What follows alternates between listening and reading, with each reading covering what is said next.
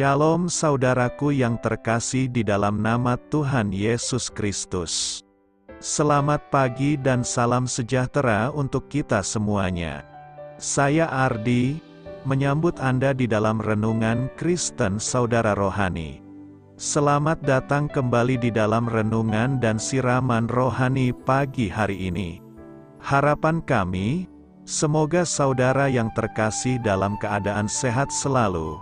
Kiranya damai dan sukacita Roh Kudus melimpah dan tercurah di dalam hati dan pikiran saudara saat ini. Sebelum kita mulai renungan kita pada pagi ini, marilah kita bersama-sama berdoa.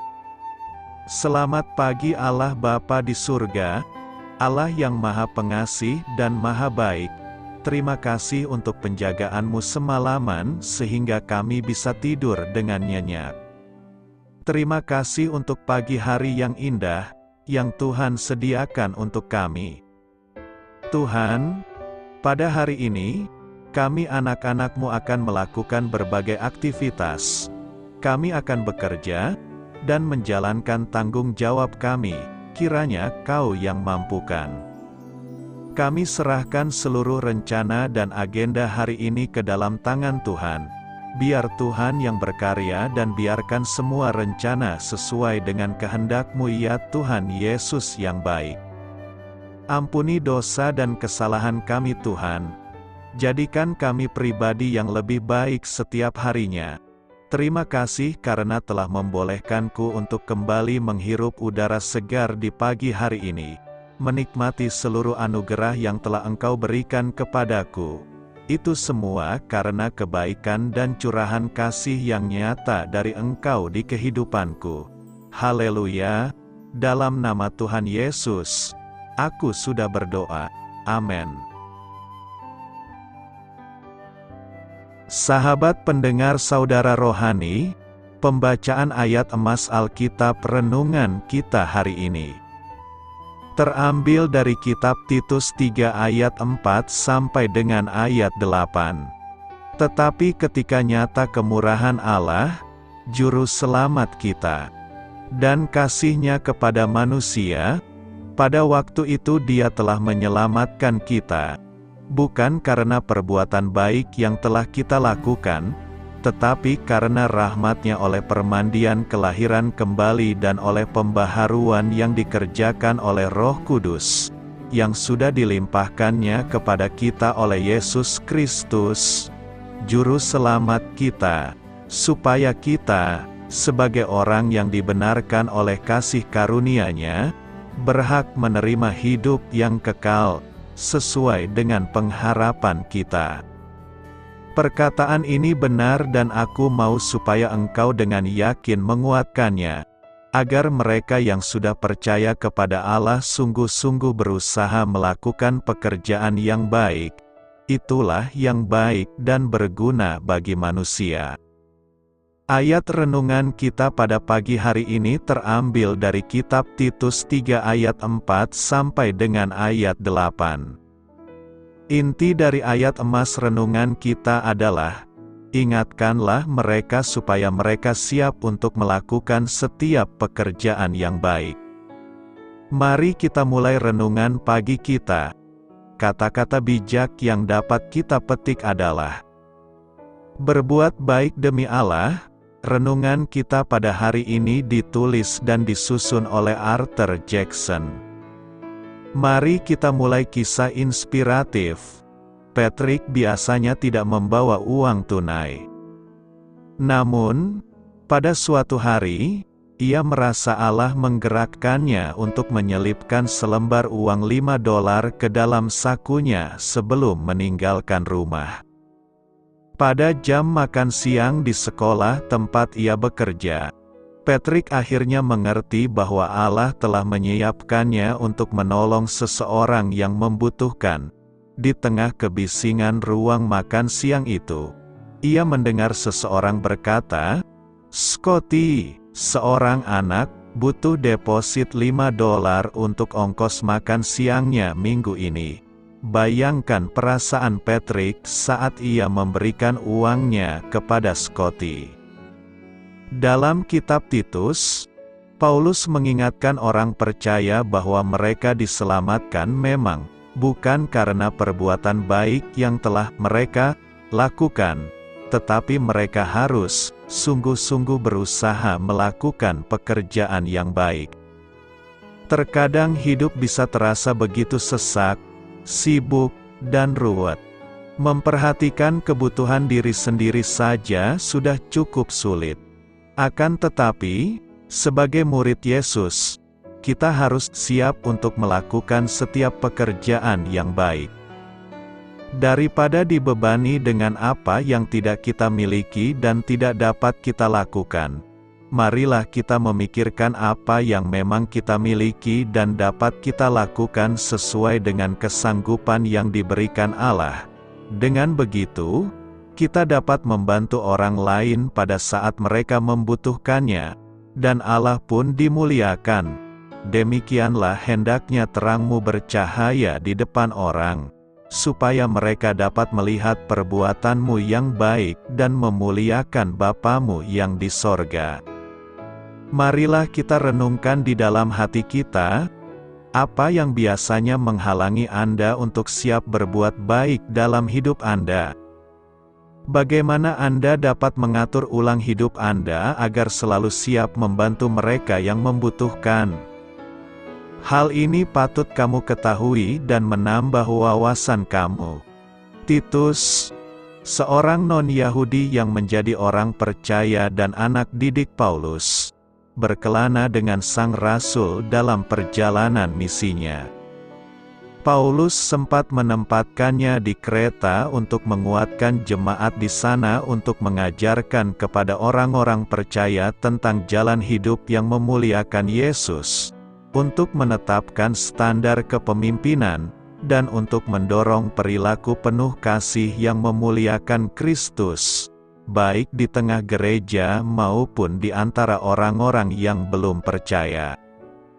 Paulus mengingatkan kita bahwa Allah telah menyelamatkan kita, bukan karena perbuatan baik yang telah kita lakukan, tetapi karena rahmat-Nya, kita dibenarkan oleh kasih karunia-Nya. Kita tidak diselamatkan oleh perbuatan baik kita, tetapi kita diselamatkan supaya kita dapat melakukan perbuatan baik. Orang percaya harus sungguh-sungguh berusaha melakukan pekerjaan yang baik. Kita diingatkan bahwa sebagai umat kepunyaan Allah sendiri, kita harus rajin berbuat baik. Kita selamat bukan karena perbuatan baik. Titus 3 ayat 4-5 berkata, tetapi ketika nyata kemurahan Allah, Juru Selamat kita, dan kasih-Nya kepada manusia, pada waktu itu Dia telah menyelamatkan kita, bukan karena perbuatan baik yang telah kita lakukan, tetapi karena rahmat-Nya oleh permandian kelahiran kembali dan oleh pembaharuan yang dikerjakan oleh Roh Kudus. Dunia mengajarkan sebuah prinsip bahwa kunci untuk mendapatkan keselamatan kekal adalah banyak melakukan amal kebaikan. Karena itu kita harus sering-sering menolong orang lain, memberi sedekah kepada fakir miskin dan sebagainya, di mana semua itu adalah investasi yang sifatnya kekal. Namun Alkitab menyatakan bahwa kebajikan atau perbuatan baik yang dilakukan oleh orang berdosa adalah seperti kain kotor. Demikianlah kami sekalian seperti seorang najis dan segala kesalehan kami seperti kain kotor. Kami sekalian menjadi layu seperti daun dan kami lenyap oleh kejahatan kami seperti daun dilenyapkan oleh angin. Sebanyak apapun amal dan kebaikan yang dilakukan takkan pernah mengubah status berdosa di pemandangan Allah. Kecuali jika orang berdosa mau datang kepada Kristus, mengakui segala dosa-dosanya. Jika kita mengaku dosa kita, maka Ia adalah setia dan adil, sehingga Ia akan mengampuni segala dosa kita dan menyucikan kita dari segala kejahatan. Menerima Kristus sebagai Tuhan dan Juru Selamat, serta percaya bahwa kematian Kristus di kayu salib adalah untuk menebus dosa-dosanya, sehingga ia memiliki status baru, yaitu bukan lagi sebagai seteru Allah, melainkan diangkat sebagai anak-anak Allah. Inilah yang menjadi titik tolak seseorang untuk menerima keselamatan. Sebab, siapa yang ada di dalam Kristus, ia adalah ciptaan baru, yang lama sudah berlalu. Sesungguhnya yang baru sudah datang, setelah diselamatkan dan hidup sebagai manusia baru. Arah dan tujuan hidup manusia pun menjadi baru, yaitu tertuju kepada Kristus dan tidak lagi berpusat pada diri sendiri. Barang siapa mengatakan bahwa ia ada di dalam Dia, ia wajib hidup sama seperti Kristus telah hidup. Perbuatan baik kita, sebaik apapun, ternyata bukan kendaraan yang bisa mengantarkan kita menuju keselamatan. Dan itu secara tegas dikatakan Paulus dalam suratnya kepada Titus. Tetapi ketika nyata kemurahan Allah, Juru Selamat kita, dan kasih-Nya kepada manusia, pada waktu itu Dia telah menyelamatkan kita, bukan karena perbuatan baik yang telah kita lakukan, tetapi karena rahmat-Nya oleh permandian kelahiran kembali dan oleh pembaharuan yang dikerjakan oleh Roh Kudus, yang sudah dilimpahkan-Nya kepada kita oleh Yesus Kristus, Juru Selamat kita, supaya kita, sebagai orang yang dibenarkan oleh kasih karunia-Nya, berhak menerima hidup yang kekal, sesuai dengan pengharapan kita.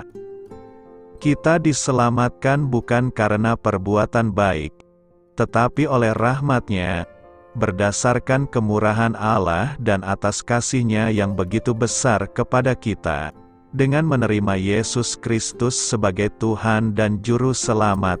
Itulah yang membuat kita berhak menerima keselamatan. Perbuatan baik itu penting, itu benar. Tapi perbuatan baik tidaklah menyelamatkan. Berbuat baik adalah sesuatu yang secara otomatis seharusnya kita jalankan ketika kita bertobat dan menerima Yesus sebagai Tuhan dan Juru Selamat kita. Perbuatan baik bukan sumber keselamatan, melainkan merupakan buah Roh yang hidup di dalam kita ketika kita menjadi orang percaya. Dalam Titus 3 ayat 5 disebutkan bahwa perbuatan baik itu tidak mendatangkan keselamatan. Tetapi perhatikan pula bahwa dalam Yakobus 2 ayat 2 ada ayat yang berkata, "Kamu lihat, bahwa iman bekerja sama dengan perbuatan-perbuatan dan oleh perbuatan-perbuatan itu iman menjadi sempurna." Perbuatan baik yang merupakan buah Roh merupakan satu dari perbuatan nyata dalam melakukan firman. Dan itulah yang kemudian akan menjadikan iman kita sempurna. Keselamatan hanya ada dalam Kristus, dan itu diberikan cuma-cuma sebagai bentuk rahmat atau kasih karunia Tuhan kepada kita. Keselamatan merupakan rahmat Tuhan yang diberikan lewat Yesus Kristus. Perbuatan baik bukanlah sarana utama untuk mendapatkan keselamatan kekal, tapi merupakan buah dari keselamatan. Karena itu, mari membuka hati kita untuk menerima Yesus sepenuhnya yang akan membawa kita kepada keselamatan kekal. Lalu jadilah pelaku-pelaku firman yang di dalamnya penuh dengan perbuatan baik kepada sesama tanpa terkecuali sebagai buah keselamatan kita. Ramah dan lemah lembut, Titus 3 ayat 2 berkata, "Janganlah mereka memfitnah, janganlah mereka bertengkar, hendaklah mereka selalu ramah dan bersikap lemah lembut terhadap semua orang." Nas hari ini mengajak kita menghindari sikap negatif seperti memfitnah dan bertengkar, tetapi lebih fokus pada sikap positif seperti ramah dan lemah lembut. Ramah kepada semua orang merupakan sikap yang pertama kita lakukan. Ramah berarti kita membangun silaturahim dengan sesama kita. Kita berkomunikasi yang baik, bertutur kata yang sopan. Keramahan kita menjadi bagian yang tidak terpisahkan dari gaya hidup kita sehari-hari. Kemanapun kita pergi, kita berusaha menyapa dan menegur orang dengan baik dan sopan. Sikap kedua adalah lemah lembut. Lemah lembut berarti bersedia menerima keterbatasan dan kesulitan yang ada tanpa melampiaskan kejengkelan kita terhadap orang lain. Itu berarti menunjukkan rasa syukur atas perlakuan sesederhana apapun yang kita terima dan menoleransi mereka yang tidak memperlakukan kita dengan baik. Itu berarti sabar terhadap orang yang menyusahkan, terutama anak-anak kecil yang berisik dan gaduh, karena bersikap baik kepada anak-anak merupakan ciri dari orang yang baik dan lemah lembut. Lemah lembut berarti tetap berbicara dengan tenang dan lembut saat dihasut. Itu dapat berarti mengambil sikap diam, karena ketenangan sering menjadi respons yang tepat terhadap kata-kata kasar. Yesus itu lemah lembut dan rendah hati. Jika kita memohon kepadanya pada waktunya, Dia akan membentuk kita serupa gambarnya. Allah tidak ingin mendengar dari kita sebuah nada yang menyinggung atau sepatah kata yang melukai hati orang lain. Yesus lahir untuk menebus kita dari dosa tersebut, seperti juga dari dosa-dosa lainnya. Firman Tuhan hari ini menyuruh kita agar menjadi hamba-Nya yang selalu ramah dan bersikap lemah lembut kepada semua orang. Tentu kita melakukannya bukan sekedar pencitraan semata atau hanya mencari muka. Namun kita berlaku ramah untuk mencerminkan pribadi Kristus sendiri, agar hidup kita tidak menjadi batu sandungan di mata dunia. Lagi pula jika dipikir, keramahan ujungnya hanya memberi keuntungan pada diri kita sendiri. Ya, sebagai pekerja misalnya, jika kita melayani dengan ramah lalu para pelanggan disenangkan, kita pula bukan yang mendapat profitnya, atau sebagai warga masyarakat, jika kita dikenal ramah oleh orang di sekitar rumah, lalu suatu saat kita tertimpa persoalan, saya rasa tidak sulit untuk mendapat bantuan dari orang-orang. Sebaliknya, bila kita dikenal arogan, siapa kira-kira yang sudi mengulurkan tangan? Barangkali tidak ada yang mau menolong. Oleh sebab itu, dimanapun kita berada, mari kembangkan selalu keramahan dan kelemah lembutan. Karena ketika kita bersikap ramah dan lemah lembut, kita sedang menunjukkan wajah Allah di tengah dunia. Bagaimana keselamatan dapat dikatakan bukan oleh perbuatan jika iman disyaratkan?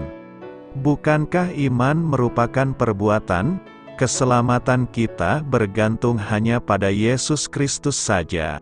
Ia adalah pihak yang menggantikan kita dengan menanggung hukuman dosa. Ia adalah juru selamat kita dari dosa. Ia adalah pengarang dan penyelesai iman kita.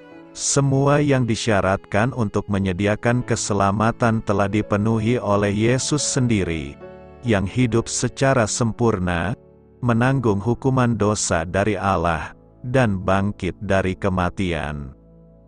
Alkitab cukuplah jelas menyampaikan bahwa perbuatan kita tidak membantu mencapai keselamatan. Kita diselamatkan, bukan karena perbuatan baik yang telah kita lakukan, bukan hasil pekerjaanmu. Tidak ada yang benar. Seorang pun tidak. Ini berarti bahwa persembahan kurban, pemeliharaan hukum, menghadiri gereja, dibaptis, dan perbuatan baik lainnya tidak mampu menyelamatkan orang. Sebaik apapun, kita tidak dapat memenuhi standar kekudusan Allah. Alkitab juga menjelaskan bahwa keselamatan bersyarat. Allah tidak menyelamatkan semua orang. Satu-satunya syarat keselamatan ialah iman di dalam Yesus Kristus. Hampir sebanyak 200 kali dalam Perjanjian Baru, iman, atau kepercayaan, dinyatakan sebagai satu-satunya syarat bagi keselamatan. Pada suatu hari, ada yang bertanya pada Yesus mengenai perbuatan yang dapat mereka lakukan demi menyenangkan Allah. Apakah yang harus kami perbuat, supaya kami mengerjakan pekerjaan yang dikehendaki Allah? Secara langsung Yesus menunjuk kepada iman, inilah pekerjaan yang dikehendaki Allah, yaitu hendaklah kamu percaya kepada Dia yang telah diutus Allah. Pertanyaan mengenai syarat Allah diajukan dalam bentuk jamak. Sedangkan jawaban Yesus ialah bahwa syarat Allah, berbentuk tunggal, adalah mempercayainya.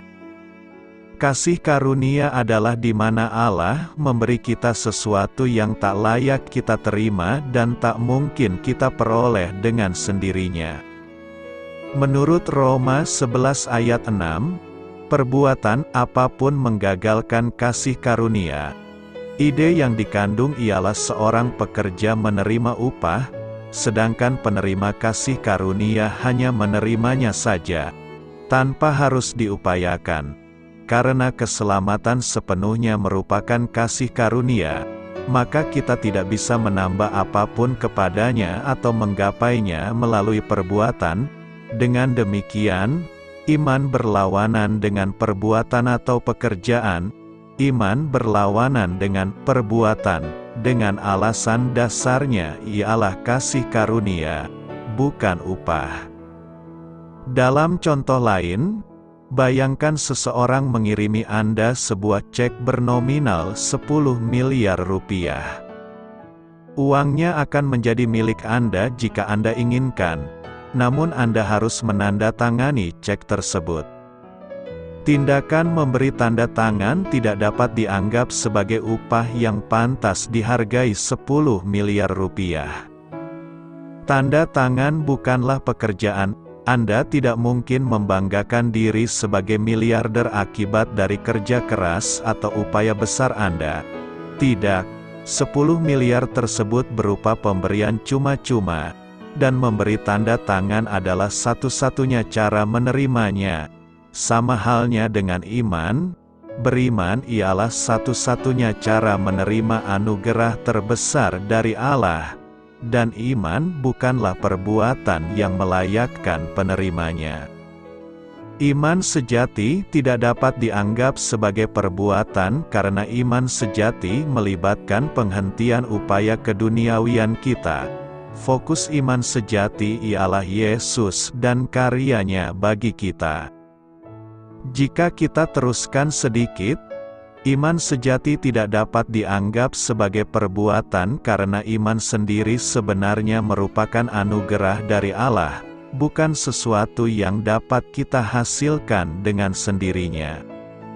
Sebab karena kasih karunia kamu diselamatkan oleh iman, itu bukan hasil usahamu, tetapi pemberian Allah. Tidak ada seorang pun yang dapat datang kepadaku, jikalau ia tidak ditarik oleh Bapa yang mengutus aku. Puji Tuhan karena kuasa-Nya yang menyelamatkan dan kasih karunia-Nya yang membuat keselamatan menjadi realita. Hukum versus kasih karunia dan mengapa isu ini sering menimbulkan perselisihan antara umat Kristen. Paulus berpesan pada Titus, "Tetapi engkau, beritakanlah apa yang sesuai dengan ajaran yang sehat." Amanat seperti itu jelas menegaskan pentingnya doktrin yang sehat. Namun mengapa hal ini penting? Apakah dampak dari kepercayaan kita? Satu pihak berkata, keselamatan itu berdasarkan kasih karunia, dan kasih karunia saja. Pihak lain menyela, ide itu mengakibatkan pelanggaran. Sain tendar kebenaran Allah dalam hukum harus ditegakkan. Ada pula suara lain yang membalas, keselamatan itu berdasarkan kasih karunia. Tetapi kasih karunia hanya diberikan pada mereka yang menaati hukum Allah. Pada dasar debat ini terdapat sudut pandang yang berbeda tentang dasar keselamatan. Pentingnya isu ini tercermin dalam panasnya perdebatan yang disuarakan. Ketika Alkitab membahas hukum, yang sedang dirujuk ialah standar yang Allah berikan kepada Musa, yang bermula pada Keluaran pasal ke-20 dengan ke-10 hukum Taurat. Hukum Allah menjelaskan syaratnya akan bangsa yang kudus, dan mencakup 3 kategori: sipil, ritual, dan moralitas. Hukum yang diberikan dapat membedakan umat Allah dan bangsa-bangsa fasik yang mengelilingi mereka, dan berfungsi mengartikan dosa. Hukum juga menjelaskan bahwa manusia manapun tidak mampu mentahirkan dirinya secara cukup hingga diperkenan Allah.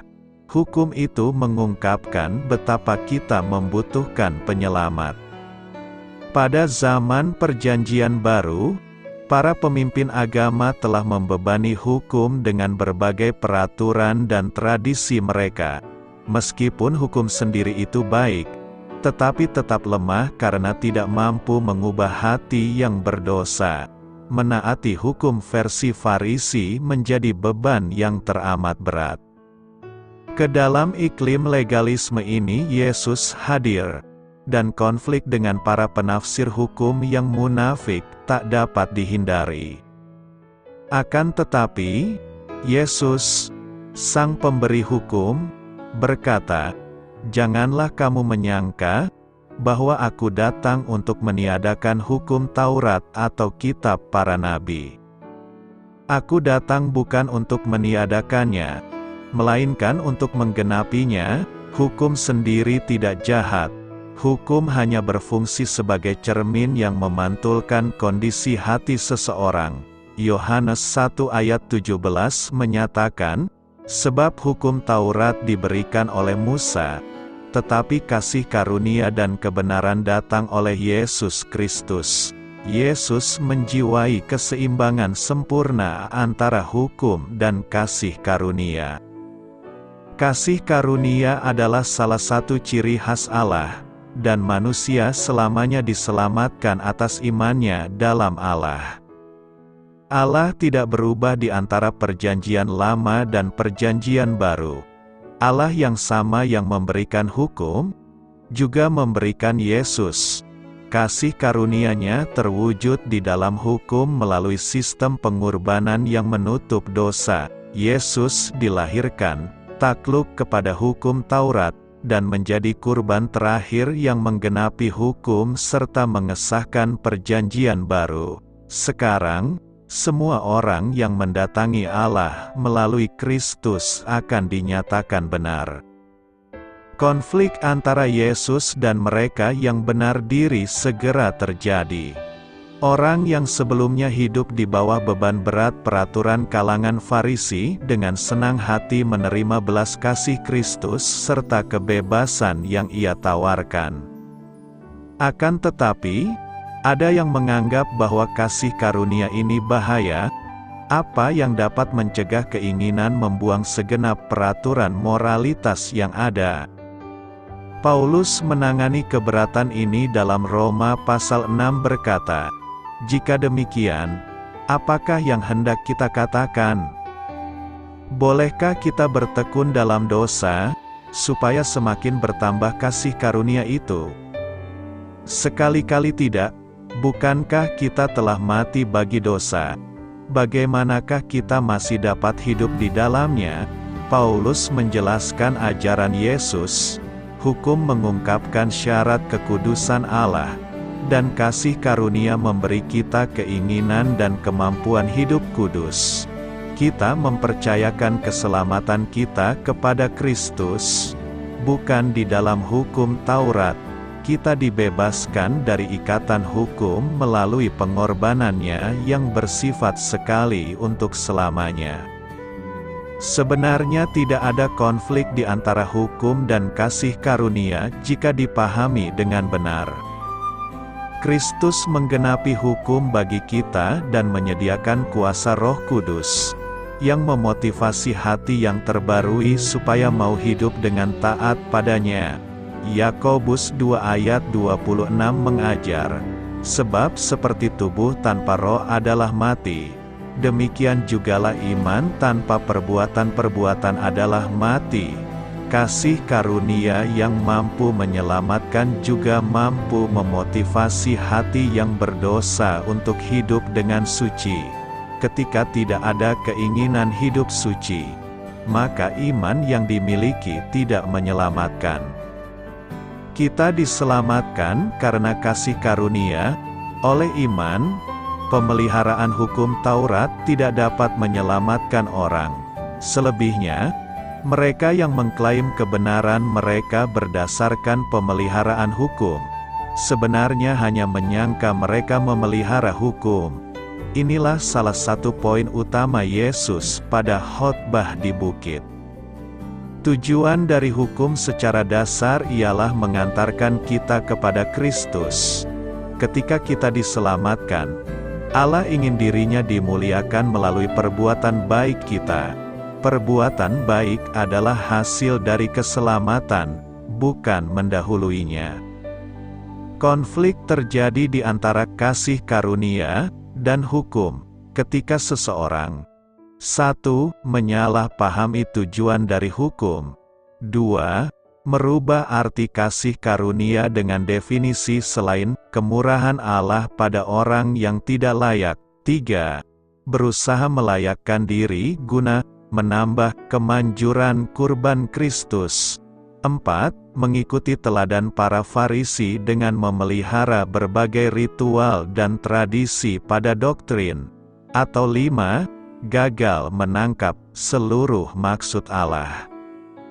Ketika Roh Kudus membimbing kita dalam mempelajari Alkitab, kita tiba pada pengertian tentang betapa indahnya kasih karunia yang menghasilkan perbuatan baik. Orang yang dibenarkan, Titus 3 ayat 6-7 berkata, yang sudah dilimpahkannya kepada kita oleh Yesus Kristus, Juru Selamat kita, supaya kita, sebagai orang yang dibenarkan oleh kasih karunia-Nya, berhak menerima hidup yang kekal, sesuai dengan pengharapan kita. Sejatinya manusia adalah orang berdosa. Dengan segala upaya manusia berusaha untuk mendapatkan pembenaran Allah melalui perbuatan baiknya. Namun semua usaha manusia itu gagal. Manusia berdosa dibenarkan Allah oleh kasih karunia-Nya. Dengan kasih karunia, Tuhan menyelamatkan kita dan memberikan hidup yang kekal secara cuma-cuma. Itu bukanlah atas hasil usaha, tapi merupakan pemberian Tuhan. Kasih karunia bukanlah seperti sebuah tiket keselamatan yang bisa dibeli, tapi murni merupakan hadiah dari Allah yang begitu mengasihi kita. Sebab karena kasih karunia kamu diselamatkan oleh iman, itu bukan hasil usahamu, tetapi pemberian Allah. Itu bukan hasil pekerjaanmu. Jangan ada orang yang memegahkan diri. Sebuah kasih karunia dianugerahkan kepada kita hanya lewat Yesus. Kita memperoleh kasih karunia tersebut dan oleh karenanya dibenarkan dengan cuma-cuma. Semua karena penebusan dalam Kristus.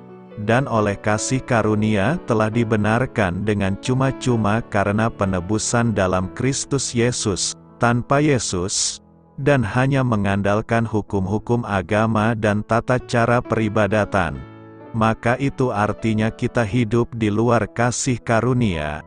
Kamu lepas dari Kristus.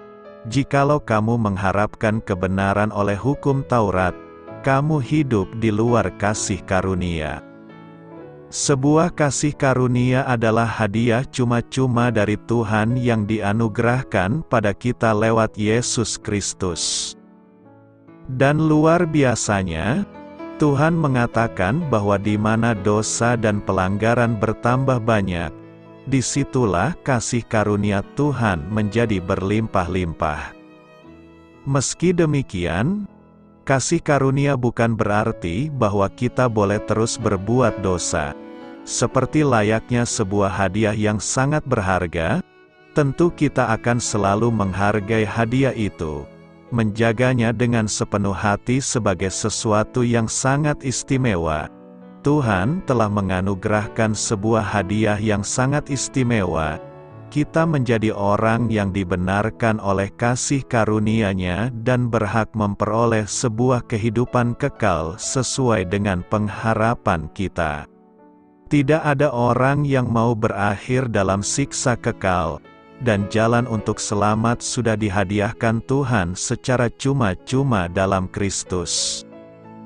Ketika kita menolak tawaran kasih karunia Tuhan tersebut, itu sama artinya dengan kita memilih untuk binasa selama-lamanya, binasa abadi. Bukankah ironis jika mengingat bahwa Tuhan sudah menganugerahkan keselamatan sebagai sebuah anugerah atau kasih karunia? Semua pilihan ada di tangan kita. Yang pasti Tuhan begitu mengasihi kita dan rindu untuk terus melimpahkan kasih karunia-Nya, menginginkan tidak satu pun dari kita binasa, melainkan beroleh kehidupan yang kekal.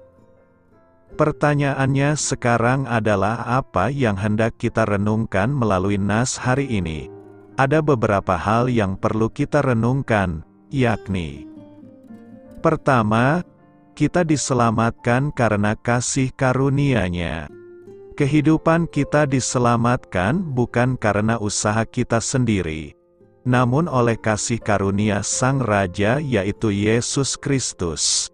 Dalam Efesus 2 ayat 8-9 menjelaskan bahwa oleh kasih karunia-Nya kita diselamatkan oleh iman.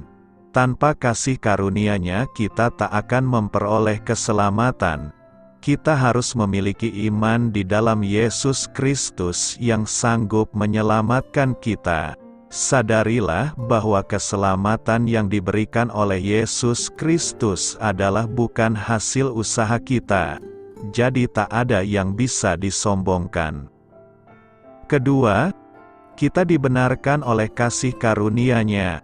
Hari ini kita memiliki status sebagai orang benar bukan karena hasil usaha kita. Dalam Roma 3 ayat 24 kita tahu bahwa oleh kasih karunia-Nya kita telah ditebus dan dibenarkan. Kemudian Titus 3 ayat 7 menjelaskan bahwa kita dibenarkan oleh kasih karunia dari Tuhan Yesus. Kita berhak menerima hidup yang kekal oleh karena kasih karunia-Nya. Itulah pengharapan kita di dalam Yesus Kristus. Sadarilah bahwa pengharapan kita kepada Sang Raja tak akan pernah mengecewakan. Ketiga, menikmati kelimpahan kasih karunia-Nya.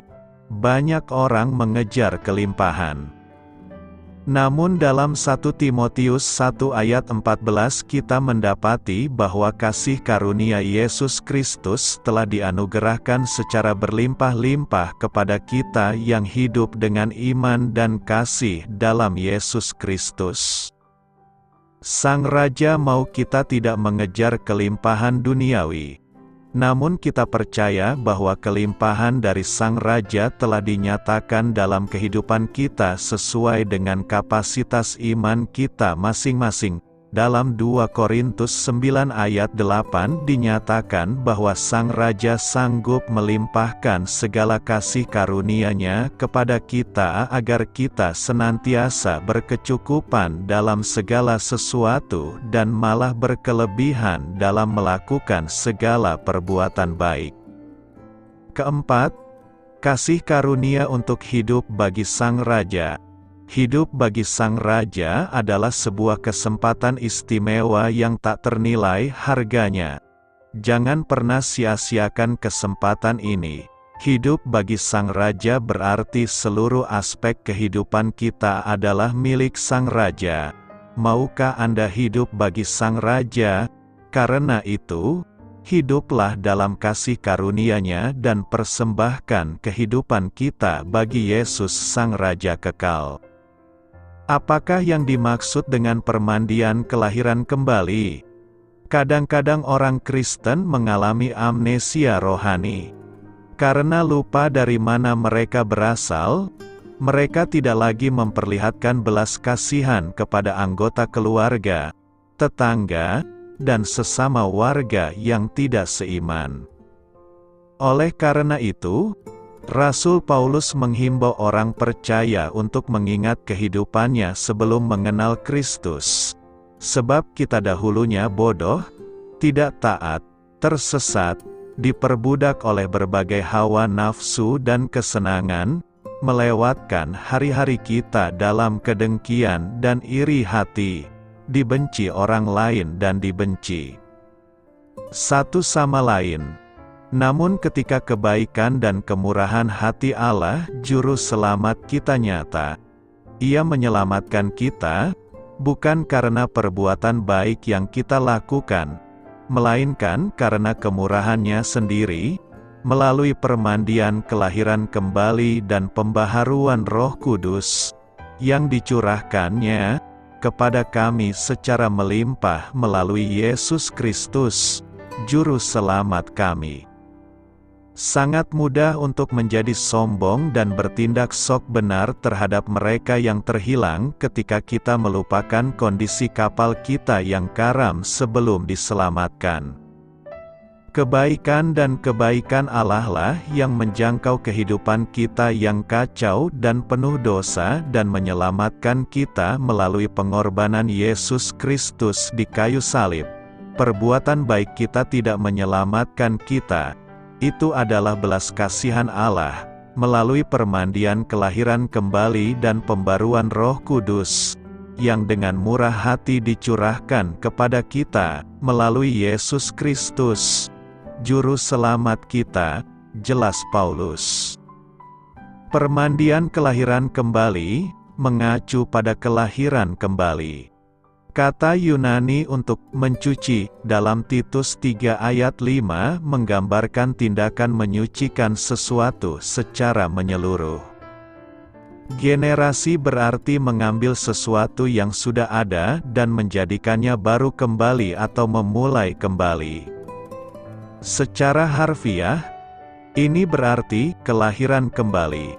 Pekerjaan pembaruan Roh Kudus ini digambarkan sebagai penyucian, dan penyucian dalam Yehezkiel 36 ayat 25-27 berkata, Aku akan memercikkan air bersih kepadamu, sehingga kamu menjadi tahir. Aku akan mentahirkan kamu dari segala kenajisanmu dan dari segala berhalamu. Aku akan memberimu hati yang baru dan menaruh semangat baru di dalam dirimu. Aku akan menyingkirkan darimu hatimu yang keras dan memberikan kepadamu hati yang taat. Dan aku akan menaruh rohku di dalam kamu dan menggerakkan kamu untuk mengikuti ketetapan-ketetapanku dan berhati-hati dalam menaati hukum-hukumku.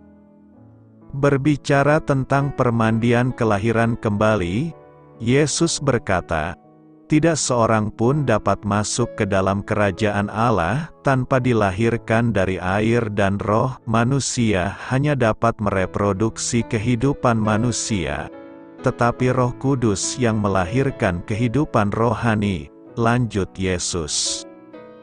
Sebelum kita menyerahkan hidup kita kepada Yesus Kristus, kita telah mati dalam pelanggaran dan dosa kita, menaati iblis, mengikuti cara-cara dunia, dan hidup hanya untuk memuaskan hasrat dosa kita.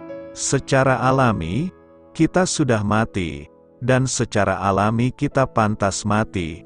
Tidak ada yang bisa kami lakukan atau katakan yang akan mengubah kami. Kita tidak mempunyai harapan tanpa Roh Allah. Ini menjelaskan mengapa Yesus mengatakan kepada Nikodemus, kamu harus dilahirkan kembali. Saat diselamatkan, Sifat manusia yang rusak mengalami transformasi yang radikal dan ajaib oleh Roh Kudus. Kita tidak lagi mati secara rohani dan dihidupkan kembali di dalam Kristus. Baptisan air adalah gambaran yang indah tentang permandian kelahiran kembali, sebab kamu telah dikuburkan bersama dengan Kristus pada waktu kamu dibaptis, dan bersamanya Anda dibangkitkan ke kehidupan baru karena Anda percaya akan kuasa Allah yang perkasa, yang membangkitkan Kristus dari kematian. Anda mati karena dosa-dosa Anda dan karena sifat dosa Anda belum dihilangkan. Kemudian Allah menghidupkan kamu bersama-sama dengan Kristus, karena Ia telah mengampuni segala dosa kita. Permandian kelahiran kembali adalah sebuah metafora untuk pembersihan rohani secara menyeluruh dan penghapusan dosa-dosa kita. Ketika kita berseru kepada nama Tuhan, dosa-dosa kita dihapuskan. Ketika orang berdosa percaya kepada Yesus Kristus, dia dibenarkan atau dinyatakan benar oleh Allah melalui pengorbanan kematian anaknya. Pekerjaan Kristus adalah pembenaran. Pada saat yang sama, melalui kuasa Roh Allah yang berdiam di dalam diri kita, permandian kelahiran kembali menyucikan kita dari segala dosa. Sekaligus kita dibenarkan, dikuduskan, dan dibenarkan dalam nama Yesus Kristus oleh Roh Kudus Allah. Artinya, siapapun yang menjadi milik Kristus sudah menjadi manusia baru. Kehidupan lama telah hilang, kehidupan baru telah dimulai. Keselamatan dan pembasuhan generasi yang radikal dan transformatif semuanya merupakan perbuatan Tuhan. Oleh karena itu, orang percaya tidak mempunyai ruang untuk kesombongan rohani. Kita harus tetap rendah hati dan berbelas kasih terhadap orang-orang yang tidak beriman, sambil mengingat untuk menunjukkan kebaikan dan kasih yang sama seperti yang Tuhan tunjukkan kepada kita. Doa saya menyertai saudara sekalian. Marilah kita menyampaikan doa syafaat. Bapa terkasih, ampunilah aku, karena sering kali aku gagal menggunakan kesempatan yang ada untuk berbuat baik. Tolonglah aku agar lebih siap membantu orang lain. Amin. Sampaikan harapan dan permintaan saudara kepada Tuhan.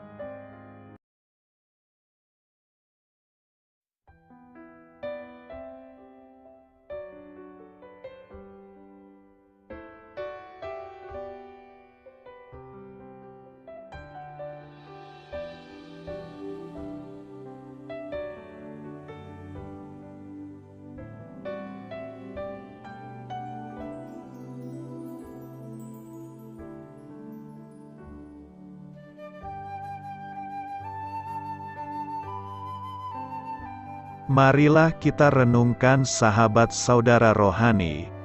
Demikianlah renungan firman Tuhan pagi hari ini.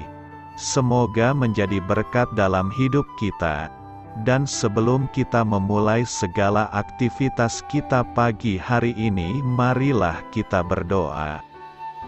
Selamat pagi Bapa, malam hari telah berganti pagi. Kehidupan baru telah Engkau berikan kembali bagi kami. Bapa Surgawi, tolonglah aku menyadari kebutuhan orang lain, supaya aku dapat membagikan apa yang telah Engkau berikan kepadaku. Pada saat aku membutuhkan, berilah aku keyakinan bahwa Engkau akan mencukupkanku, melalui orang-orang yang mengasihi-Mu, bukan karena kami pantas atau layak, namun karena kasih karunia-Mu kami boleh ada, sebagaimana kami ada di pagi hari ini. Terima kasih Tuhan, atas kesempatan baru yang telah Tuhan berikan kepada kami, untuk bisa memperbaiki diri agar kami bisa lebih layak di hadapan-Mu. Hari ini kami serahkan semua perkara dan kesulitan yang akan kami lalui ke dalam tangan-Mu. Biarkanlah kami bisa memuliakan-Mu dalam segala aktivitas yang akan kami lakukan. Amin. Biarlah firman Tuhan menjadi pengingat untuk kita semua, bahwa tuntunan dari Roh Kudus akan selalu memberi jalan keluar bagi setiap permasalahan hidup kita, dan memberi kedamaian di hati kita. Sampai jumpa di renungan pagi saudara rohani berikutnya. Kiranya Tuhan selalu memberkati saudara semua hari ini. Amin. Shalom.